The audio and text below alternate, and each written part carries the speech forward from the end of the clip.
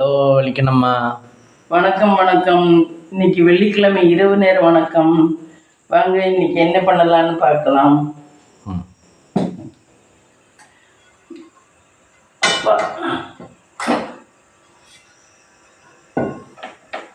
ரொம்ப சிரமப்படுறீங்க. இதுல ஆணி அடிக்க கூடாதுங்கிற இதுல எப்படி மாட்டுறதுன்னு தெரியல. எல்லாம் இந்த குக்கிலே மாட்டிடுவீங்களா? நான் இந்த குக்கிலே மாட்டி வைக்கிறேன். ஒருத்தர் இதெல்லாம் நீட்டா அப்படியே இதுன்னு வச்சிருக்காங்க அந்த துணியை தப்பா. ஒருத்தர் எல்லாம் இந்த இதுல செல்ஃப் மாதிரி அடிச்சு வச்சிருக்காங்க. நமக்கு அதெல்லாம் பண்ணவே தெரியுது. லேடிஸ்னாவே கஷ்டம்தான் எல்லா வேலையும். ஒரு வேலை பார்ப்போம்னு நினைச்சா அது 10 வேலையில கொண்டாந்து விட்டுரும். பார்க்காம இருப்போம்னா இருந்துடலாம். ஒரு வேலை பார்ப்போம், சரி இதை பார்ப்போம்னா அது 10 வேலையில கொண்டாந்து விட்டுரும். கண்டினியூவா வேலை இருந்துக்கிட்டே இருக்கும், ரெஸ்டே இருக்காது. இதை பண்ண அதை பண்ணான்னு கண்டினியூவா இருந்துக்கிட்டே இருக்கும். காலையானாலும் சரி எந்த நேரமா இருந்தாலும் நம்ம செய்ய வேண்டாம் அப்படின்னு நினைச்சு மனசு இறுக்கமா இருந்துக்கிட்டு போட்டோம்னா இருக்கலாம். ஒண்ணு சரி இதை மட்டும் செஞ்சுட்டு போவோம் அப்படின்னாக்கா கண்டினியூவா இருந்துக்கிட்டே இருக்கும். இதை செஞ்சா அதை செய்யணும், அதை செஞ்சா அதை செய்யணும். அப்படி கம்ப்ளீட்டா பண்ணிக்கிட்டு வந்தாலும் நமக்கு மனசுக்கு திருப்தியா இருக்கு. நீங்க என்ன மாவு சட்டியில மோந்துட்டு வந்தீங்களா? நல்லா இருக்கு பத்தியா, மாவு சூப்பரா இருக்கு பாரு. வெள்ளையா நல்லா இருக்கு பாரு. மாவு எல்லாம் நல்லா இருக்கும். சீயா அரிசி கொஞ்சம் பச்சரிசி, கொஞ்சம் ரேஷன் அரிசி. எத்தனை மாவு எடுத்திருக்கீங்க? எத்தனை தோசை ஊற்றலாம்? போதும், இது போதும். சாதம் நிறைய இருக்கு, அப்புறம் யார் சாப்பிடுறது? இதுல ஒரு 6-7 தோசை சுட்டோம்னா போதும் 2 பேருக்கு.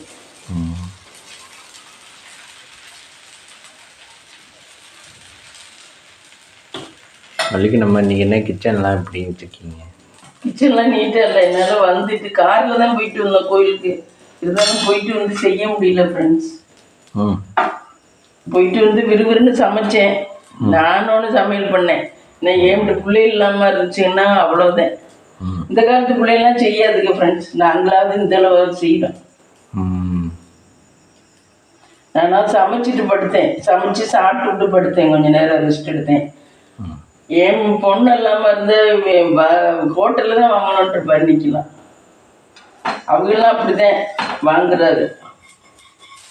இந்த காலத்து எல்லா பிள்ளைகளுமே அப்படிதான். என் பொண்ணுன்னு இல்லை, எல்லா பிள்ளைகளுமே.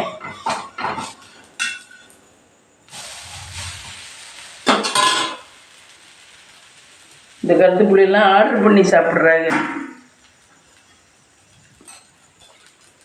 பெரிய தட்டு நிறைய வச்சுருக்கீங்களா? இப்போ வந்து சின்ன தட்டே எடுக்கிறது இல்லை. இந்த பெரிய தட்டே தான் இப்போ எல்லாத்துக்கும் எடுக்கிறோம். பெரிய தட்டு எதாவது? ஆமாம், வச்சு என்னத்தை சாகும் போது என்ன கொண்டுட்டு போகிறோம், அதுக்காக தான் யூஸ் பண்ணுறது. பெரிய தட்டு என்கிட்ட ஜாமான்லாம் நிறைய இருக்கு. ஊரில் ராயபுரத்தில் நிறைய ஜாமான் இருக்கு ஃப்ரெண்ட்ஸ்.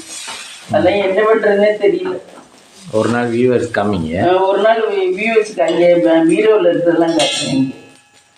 ஒரு நாள் அங்கே போய் இதை எடுத்துகிட்டு போய் காட்டுறேன் ஃப்ரெண்ட்ஸ். வச்சு என்ன பண்ணுறது? எதுக்கு தேவையில்லாமல் ஜாமான் வைக்கிறாங்கன்னே தெரியல. நான்லாம் ஒன்று கூட காசு கொடுத்து வாங்குறது இல்லை ஃப்ரெண்ட்ஸ். 1 ரூபா கொடுத்து கூட சாமானே வாங்குறது இல்லை. இந்த கோயிலுக்கு லட்சார்ச்சனைக்கு சொல்றதுல வாங்கினதை இந்த தட்டெல்லாம் லட்சார்ச்சனைக்காக கொடுக்குறாருல விளங்கியம்மன் கோயில், அதுக்கு கொடுத்தது இந்த தட்டு, அந்த தட்டு, அதெல்லாம் அது கோயிலுக்காக வேண்டி கொடுக்குறது. அவங்க இது தட்டை தந்துடுறாங்க பிரசாதத்தோட. நல்லா இருக்கு தட்டு. நல்லா இருக்கு தட்டு. தட்டு நல்லா தான் இருக்கு.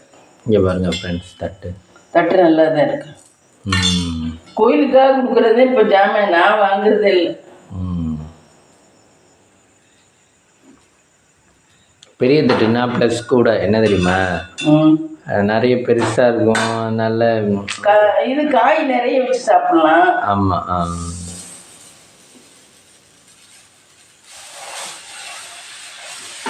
சின்ன தட்டுன்னா ரொம்ப குறுக்கிக்கிட்டு சாப்பிடணும். ஆமாம். அப்போ வந்துச்சு பாரு ஒரு தட்டு, இந்த பாரு இந்த மாதிரி தட்டு காய் வச்சு காய் தனியாக வச்சுக்கிறது. அப்போ வந்தது இந்த காய். இதில் 3 காய் வச்சுக்கலாம். 3 காய் வச்சுக்கலாம். இதில் சாதம். அது கொஞ்சம் எங்கள் காலத்தில் வந்து 80s வந்து இதெல்லாம் அந்த தட்டில் என்ன வச்சுருக்கீங்க? அதெல்லாம் சும்மா தான் கிடக்கு. நம்ம இப்போ புதுசாக வாங்கினதுல தான் யூஸ் பண்ணுறோம். அதெல்லாம் சும்மா தான் கிடக்கு. ஜாமானே வாங்கக்கூடாது ஃப்ரெண்ட்ஸ். ஜாமானா கிடக்கு வீடு ஃபுல்லாக. பணம் தான் வேணும்.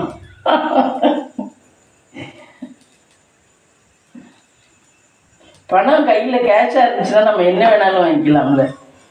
என்ன நான் சொல்றது சரியா தப்பா?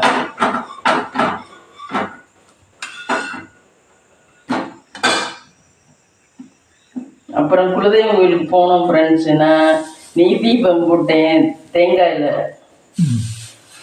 நெய் விளக்கு போட்டேன். நெய் விளக்கு போடுங்க ஃப்ரெண்ட்ஸ். நீங்கள் நினச்ச அப்படியே நடக்கும். குலதெய்வம் கோயிலில் போய் நெய் விளக்கு போட்டிங்கன்னா நீங்கள் நினச்சது அப்படியே நடக்கும். எனக்கு உண்மையில குலதெய்வம் கோயிலுக்கு போயிட்டு தான் ஃப்ரெண்ட்ஸ் எனக்கு எல்லா நன்மையுமே நடந்துச்சு. நெய் விளக்கு போட்டுட்டு தான். இன்னும் ஒரு சில கோரிக்கைகள் இருக்கு, அதையும் கடவுள் நிறைவேற்றி வைப்பார். நெய் விளக்கு போடுறதுக்கு அது என்ன ஒரு டப்பி வாங்கிட்டு போவீங்களா நெய்? ஆமா, நெய் இது 170 ரூபா இந்த நெய். இதை வாங்கிட்டு போவேன். அது எல்லா தேங்காய்க்கும் அதில் 7 9 முடிக்கும். இதில் 2 ஸ்பூன் ஊற்றுவேன். இந்த ஸ்பூனில் சரியா இருக்கும். 2 ஸ்பூன். ஒரு வியூவர்ஸ் காலையில் கேட்டேன். காலையில் வந்து நீங்கள் இது வீடியோவுக்காக பூஜையெல்லாம் பண்ணாதீங்கன்னு. நான் அப்படிலாம் வீடியோவுக்காக எதையுமே மாற்றுறது இல்லை ஃப்ரெண்ட்ஸ். நான் சாரீ கூட வீட்டில் கட்டியிருக்க சேலை தான் நான் கட்டுறது. எதுவுமே நான் மாற்றுறது இல்லை. மேக்கப் கூட போடுறது இல்லை. எப்பயும் வீட்டில் எப்படி இருக்கணும் அப்படி தான். எதுவுமே நான் பண்ணுறதில்ல. என்னையை போய் சொல்லியிருக்காரு. மேக்கப் போட்டிருந்தா விபூதி போட்டு வச்சுருப்பாங்க. ஆமாம், நான் எதுவுமே இதுக்காக மாற்றுறதில்ல. எனக்கு உள்ளதே கொஞ்சம் கஷ்டமாக தான் இருக்கும். இதில் இது வேறு எப்படி செய்கிறது? இதுக்கு நான் வீடியோக்காக எப்படி இதெல்லாம் பூஜையெல்லாம் எப்படி பண்ணுவேன்? அந்த அளவுக்குலாம் எனக்கு தெம்பும் இல்லை, இதுவும் இல்லை. நான் எப்போவும் நார்மலாக எப்போவும் சாமி மேலே எனக்கு கொஞ்சம் பக்தி கூட தான். அதனால நான் செய்கிறது தான். சாமிக்கு தான் ஃபஸ்ட்டு காலையில் எழுந்திரிச்சோடனே ஃபஸ்ட்டு ப்ரிப்பரேஷன் கொடுப்பேன். சாமிக்கு தான் ஃபஸ்ட்டு போனோடனே கைகால் எந்திரிச்ச உடனே கைகால் மூஞ்சி பல்லெல்லாம் விளக்கிட்டு விளக்கேற்றிட்டு தான் மறுவேலை பார்ப்பேன். அது கிட்டத்தட்ட 10-15 வருஷமாக இப்போ அப்படித்தான் பண்ணுறேன். நான் இதுக்காக வீடியோக்காகலாம் எதுவுமே பண்ணுறதில்ல ஃப்ரெண்ட்ஸ். ஒருத்தர் சொல்லியிருந்தாங்க, ஒரு சகோதரியோ சகோதரனா சொல்லியிருந்தாங்க. அது கொஞ்சம் மனசு கஷ்டமாக இருந்துச்சு ஃப்ரெண்ட்ஸ். வீடியோக்காக நான் அப்படிலாம் இதுங்க மாட்டேன். புண்ணியம் இல்லைன்னு சொல்லியிருந்தாங்க. நான் அப்படிலாம் இருந்தேன். கிச்சனில் எதுக்கு சாமி வைக்கணும்? கிச்சன்லாம் எவ்வளோ வருஷமாக வச்சுருக்கேன் சாமி. கிச்சன்லாம் ரொம்ப வருஷமாக வச்சுருக்கேன். கிச்சனில் ஏன் சாமி வச்சேன்னா, நாங்கள் முன்னாடி ஃப்ரெண்ட்ஸ் அந்த இதையும் சொல்லியாரேன். முன்னாடி இப்படி பிள்ளைய கொஞ்சம் சின்னமாக இவன் வந்து 7வது படிச்சிருப்பான். 7வது என் பொண்ணு வந்து +1 நம்ம படித்தான்னு நினைக்கிறேன். அப்போ படிக்கும்போதே எங்கள் அம்மா வீட்டில் இருந்தோம் ஃப்ரெண்ட்ஸ். எங்கள் அம்மா வீட்டில் இருக்கும்போது தான் இங்கே கொஞ்சம் வெளிச்சம் இல்லாமல் இருக்கும் அடுப்படி. எனக்கு வந்து அப்போ வீடு நான் சொந்தமாகலாம் கட்டலை. ரொம்ப சிரமப்பட்டுக்கிட்டு எங்கள் அம்மா வீட்டில் எனக்கு ஒரு ரூம் தனியே கொடுத்துருந்தாங்க. ஒரு பெரிய கால் மாதிரி ஒரு சின்ன ரூம் கொடுத்துருந்தாங்க. அதில் தான் கிச்சன் வச்சுக்கிட்டு நான் பிள்ளைகளை வச்சுக்கிட்டு சமைச்சு சாப்பிட்டுக்கிட்டு இருந்தேன். எனக்கு இது பணம் வந்து எல்ஐசிலேருந்து வந்த பணம் இருந்துச்சு. அதை வச்சு நான் பிள்ளைகளை வச்சுக்கிட்டு சாப்பிட்டுக்கிட்டு இருந்தேன் ஃப்ரெண்ட். யாருமே ஹெல்ப் பண்ணலை. அப்படி தான் இருந்தேன். எங்கள் அப்பா இறந்த உடனே. அப்படி இருக்கும்போது நான் ஒரு நாள் இப்படி இதுங்கும்போது இப்படி மாவில் பார்த்தீங்கன்னா என்னவோ நான் பச்சை மிளகா இருக்குன்னு நினச்சிக்கிட்டு தோசை ஊற்றி பிள்ளைகளுக்கும் தட்டில் வச்சுட்டேன். அது வெளிச்சத்தில் தெரியல. தோசை ஊற்றி வச்சோன்னா என் பொண்ணு நல்லா எடுத்து பார்த்துட்டு, அம்மா பள்ளி மாதிரி தெரியுதுமா அப்படின்னா. சரின்னு சொல்லிட்டு பள்ளி இவ்வளோ தோசையை ஊற்றி கொடுத்துருவோம். உடனே ஜிஹெச்சுக்கு கவர்மெண்ட் ஆஸ்பத்திரிக்கு போனோம். அவங்க அங்கே சொன்னாங்க, பிள்ளைய சாப்பிட்டுச்சுங்களா? நான் சாப்பிட்டுச்சா என்னன்னு எனக்கே தெரியல, பிள்ளைய சாப்பிட்டுச்சா என்னன்னு. அதுக்கப்புறம் கவர்மெண்ட் ஆஸ்பத்திரியில் சொன்னாங்க, வாந்தி வந்தாத்தேங்க பயம், வாந்தி வருதா அப்படின்னாங்க. வாந்தியெல்லாம் வரல அப்படின்னா. வாந்தி வரலன்னா நீங்கள் வீட்டுக்கு போங்க, ஒன்றும் பண்ணாது அப்படின்னாரு. சரின்னு வீட்டுக்கு போயிட்டோம். பிள்ளைகளும் தூங்கிடுச்சுங்க, ஒன்றும் பண்ணலை. சரி, ஆனால் அந்த இருந்த தோசையே, அந்த பள்ளி இருந்த தோசையை கீழே கொட்டோம். அதுக்கு முன்னாடி இருந்த தோசை அதிலிருந்து தான் நான் வந்து சாமியை கிச்சனில் வைக்கிறது. நம்ம எதுவும் தெரியாமல் செஞ்சால் கூட அது சாமி பார்த்துக்கும், சாமி நம்மளை பாதுகாத்துருங்கிற ஒரு இதுக்காக தான் நான் வந்து கிச்சனில் சாமியை வைக்கிறது. அன்னபூரணியும் பிள்ளையாரு எல்லாத்தையும் வச்சு இருந்தது. அந்த இன்சிடென்ட்லேருந்து நான் வைக்க ஆரம்பிச்சேன். ஒருத்தர்கிட்ட கேட்டேன், ஒருத்தங்க சொன்னாங்க நீங்கள் ஆச்சு எதாக இருந்தாலும் ஒரு கிச்சனில் ஒரு சாமி வச்சுருங்க அப்படின்னாரு. அதை வச்சு தான் நான் இப்போ கிச்சனில் வச்சேன் ஃப்ரெண்ட்ஸ். வேறு நான் இதுக்காகலாம் வைக்கல, வீடியோக்காகலாம் வைக்கல. எப்பயுமே கிச்சனில் சாமி வச்சு விளக்கேற்றுவேன். இதுக்கும் நெய்வேத்தியம் பண்ணியிருக்கேன். எப்பயும் பால் வேற ஒன்றும் பெருசாக எல்லாம் பண்ணியெல்லாம் நெய்வேத்தியம் பண்ண மாட்டேன். டெய்லியும் பால் மட்டும்தான் சாமிக்கு நெய்வேத்தியம் பண்ணுவேன். என்ன இதுவாக இருந்தாலும் மற்றதெல்லாம் நெய்வேத்தியம்லாம் பண்ண மாட்டேன். வெறும் பால் மட்டும்தான் நெய்வேத்தியம் பண்ணுவேன். என் வாழ்க்கையில் நிறைய இதுகளை தாண்டி தான் ஃப்ரெண்ட்ஸ் நான் வந்திருக்கேன். இன்சிடென்ட்ஸ். ஆமாம், இன்சிடென்ட்ஸ். எனக்கெல்லாம் கடவுள் துணை மட்டும்தான், மனுஷ துணையெல்லாம் கிடையாது. கடவுள் துணை மட்டும்தான். நான் நேர்மையாக வாழ்ந்தோம், ஏதோ கடவுள் துணை இருந்துச்சு. ஏதோ இதில் எங்களை சறுக்கி விடணும்னு நினச்சவங்களாம் இப்போ சறுக்கி கீழே விழுந்துட்டாங்க ஃப்ரெண்ட்ஸ். நாங்கள் நல்லா தான் இருக்கிறோம் கடவுள் புண்ணியத்தில். எங்களை கேள்வி பண்ணி சிரிச்சவங்கெல்லாம் இன்னைக்கு அவங்கெல்லாம் இறங்கி கீழே போயிட்டு ஒன்றுமே இல்லாமல் இருக்காங்க. வீடு வாசல்லாம் விற்றுட்டு ஏதோ கடவுள் புண்ணியத்தில் நாங்கள் நல்லா தான் இருக்கிறோம். நான் யாரையுமே மனசு கஷ்டப்படுற மாதிரிலாம் பேசவே மாட்டேன் ஃப்ரெண்ட்ஸ். எப்பயுமே பேச மாட்டேன். எனக்கு அந்த மாதிரிலாம் பேசவே வராது. அடுத்தவங்க மனசு வலிக்குமேன்னு நினைப்பேன் எப்பயுமே. அடுத்தவங்களை வேதனைப்படுத்தி அதில் சந்தோஷப்படுறது அது என்ன சந்தோஷம்? ஒருத்தர் எதுவும் தப்பாக சொன்னால் கூட ஒரு 3 வாட்டி பொறுத்து போவேன். 4ஆவது வாட்டி தான் எனக்கு கோவம் வரும். என்னடா நம்மளை ரொம்ப கேனேன்னு நினச்சி பேசுகிறாங்களோ அப்படிங்கிற மாதிரி கோவம் வரும். ஒரு 3 வாட்டி பொறுத்து போயிடுவேன். சரி பேசினா பேசிட்டோம், இதில் என்ன நமக்கு தெரியலன்னு நினச்சி பேசிட்டோம் அப்படின்னு நினச்சிடுவேன். 4ஆவது வாட்டி தான் எனக்கு கோவம் வரும் ஃப்ரெண்ட்ஸ். அவ்வளோ தூரம் நான் ரொம்ப சாஃப்டாக இருப்பேன். அப்படி சாஃப்டா இருந்தே நான் இன்னைக்கு இந்த அளவுக்கு வாழ்க்கையில் வந்திருக்கேன்னா அது பெரிய விஷயம், கடவுள் புண்ணியம் தான். Great success. Great success. Hard work. அது நான் சொல்றேன்ல, ரஜினி சொல்றது நல்லவங்களை கடவுள் கைவிட மாட்டாரு. அதுதான் நான் இப்பயும் சொல்றேன். நல்லவங்களா இருந்தா கண்டிப்பா கடவுள் நம்ம வர்றதுக்கு கொஞ்சம் நாளாகும், ஆனா வந்துடலாம். நம்ம நினைச்ச இடத்துக்கு வந்துடலாம். யாருடைய ஹெல்ப் இல்லாம தான் நான் வந்திருக்கேன் ஃப்ரெண்ட்ஸ். இன்னைக்கு பொண்ணை கட்டி கொடுத்துட்டேன். மாப்பிள்ளை நல்லா பெரிய ஆடிட்டு தான் மாப்பிள்ளை. பேரன் பிறந்திருக்கேன். எனக்கு எல்லாம் நல்லா தான் ஃப்ரெண்ட்ஸ். இவனுக்கு தான் ஒரு கல்யாணம் பண்ணணும். அதுதான் என் வாழ்க்கையில் இப்போ பெரிய இதுவாக இருக்குது. இவனுக்கு தான் பொண்ணு கிடைக்கல ஃப்ரெண்ட்ஸ். எல்லாம் ஐடியில் வேலை பார்க்குற பொண்ணாக வேணுங்குதுங்க. காலேஜில் ஒர்க் பண்ணுறேன்னா எதுவும் கட்டிக்க மாட்டேங்குதுங்க. அதுதான் ஃப்ரெண்ட்ஸ் இப்போ எங்களுக்கு. அதுவும் கிடைக்கும். எங்கள் குலதெய்வம் கண்டிப்பாக என்னை விட்டுறாது. கண்டிப்பாக கிடைக்கும். அதுலேயும் கண்டிப்பாக நான் பொறுமையாக தான் இருக்கணும். கொஞ்சம் பொறுமையாக இருந்தோம்னா வாழ்க்கையில் நம்ம ஜெயிச்சிடலாம். பொறுமை அவசியம். அதான் நான் இப்போ என் பிள்ளைகிட்டையுமே சொல்லுவேன். ஆனால் என் பொண்ணுக்கெல்லாம் பொறுமையே இல்லை ஃப்ரெண்ட். நான் எப்படியா வாழ்க்கையுமே அதில் வேற மாதிரி அவளாம். அவள் பையன் எதுவும் பண்ணால் கூட அதுக்கு அவ்வளோ கொச்சுக்குவா. அவன் சின்ன பையனே 4 வயசு தான் ஆகுது. அவன் ஏதாவது பண்ணி விழுந்துட்டானா அவன் விழுந்தது மேலே போட்டு அடிப்பான். அவளுக்கெல்லாம் பொறுமையே இல்லை. அதுக்கெல்லாம் அப்படியே நம்ம வளர்த்ததுனால அதுகளுக்கெல்லாம் எந்த கஷ்ட நஷ்டமும் தெரியாமல் வளர்த்ததுனால ஒரு அம்மா அப்படி தானே சொன்னாங்க. ஆமாம். இங்கேருந்து பிள்ளைக்கு ஷூவில் தண்ணி போட்டுரும்னு வெயிலில் காய வச்சு, மொட்டை மாடியில் காய வச்சு, ஷூக்குள்ளே காய வச்சு எடுத்து வச்சா மறந்துட்டு போயிருமா. பிள்ளைய கூட்டிகிட்டு போயிடல. அங்கே போயிட்டு கேட்குமா, அம்மா நீ ஷூ எடுத்து வைக்க மாட்டியாம்மா? அதுக்கு பதில் சொல்றதுக்குள்ளேயும் ஃபோனை டொக்குன்னு வச்சிருமா. அந்த அம்மா எப்படி செஞ்சு. 2வது புள்ள லெட்டின் போயிட்டு இருக்குமா. இந்த பொண்ணு உட்காந்து செல்லை நோண்டிக்கிட்டு இருக்குமா. இந்த அம்மா சாப்பிட்டுக்கிட்டு இருக்குமா. உடனே பொண்ணு சொல்லுமா, அம்மா நீ போய் காலை கழுவிடைய மகளுக்கு அப்படிங்குமா. அதான் இது சொல்லுது. சப்புன்னு கண்ணத்துல எனக்கு அறையலாமான் இருந்துச்சு. நீ ஏன்னா அப்படி பண்ணுதுங்க அந்த காலத்து பிள்ளைய. என்ன பண்ணுறது, எங்கள் காலம்லாம் அப்படி இல்லை. நாங்களே பொறுப்பாக இருக்கணும் ஃப்ரெண்ட்ஸ். ஆனால் அந்த மாதிரி இருந்தனால இந்த அளவுக்கு கரையேறணும். இப்போ வாழ்க்கை வேற விதமாக போகுது. எல்லாமே சொகுசாக நல்லா ஜாலியாக டூர் போகணும், ஜாலியாக இருக்கணும், ஜாலியாக பண்ணணும், அப்படி தான் இருக்குது.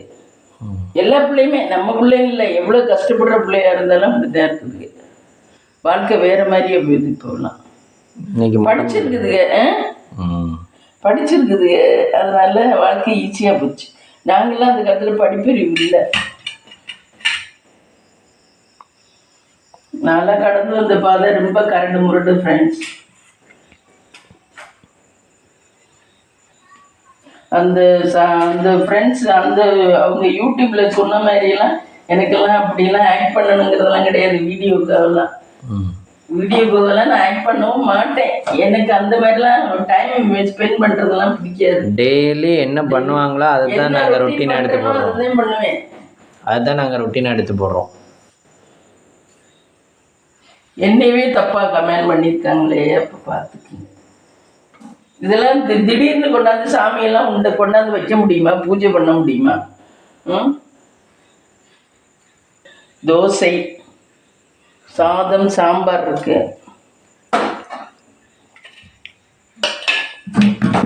நைட்டுக்கு டின்னர் தோசை, சாதம் சூப்பராக இருக்கு. சாதமே நிறைய இருக்கு. சாம்பார்,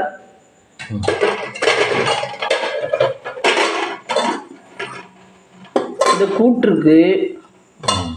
இது உருளைக்கிழங்கு மசாலா இருக்கு. இத்தனையும் இருக்கு. பத்தாதா?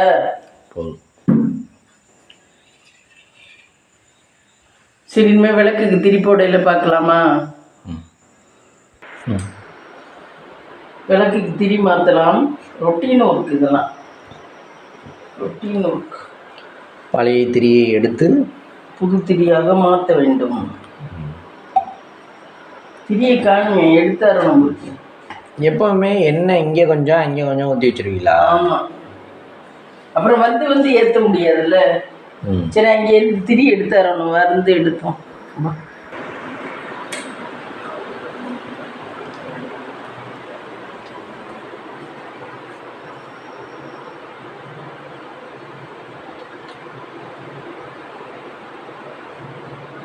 தீபத்தட்டில் வச்சிடணும். இந்த திரி எடுத்து தீபத்தட்டில் வச்சிடணும். அது நாளைக்கு தீபம் கட்டலாம்ல. காலையில் தீபம் காட்டுறதுக்கு இப்போ சூடை எடுக்கிறது இல்லை யாருமே. கோயில்லையுமே இப்போ இப்படி தான் நெய் விளக்கு தான் காட்டுறாங்க. அப்போ சூடத்தை விட இது திரி தான் அதிகம் வைக்கல. திரி வைக்கிறது இல்லை, நெய் போட்டு ஏற்றணும்ல. நமக்கு எண்ணெய் இல்லை, அது ஊறி இருக்கனால அந்த திரி எடுக்கிறோம். என்ன எண்ணெயில ஊறி வச்சிருக்கனால கோயில்லையும் திரி தான் போட்டு ஏற்றுவாங்க. திரி வேத்து நம்ம திரி தானே. இந்த திரி அங்கே கொண்டு போவோம். எடுத்துட்டு வந்த திரியை போட்டுடலாம்.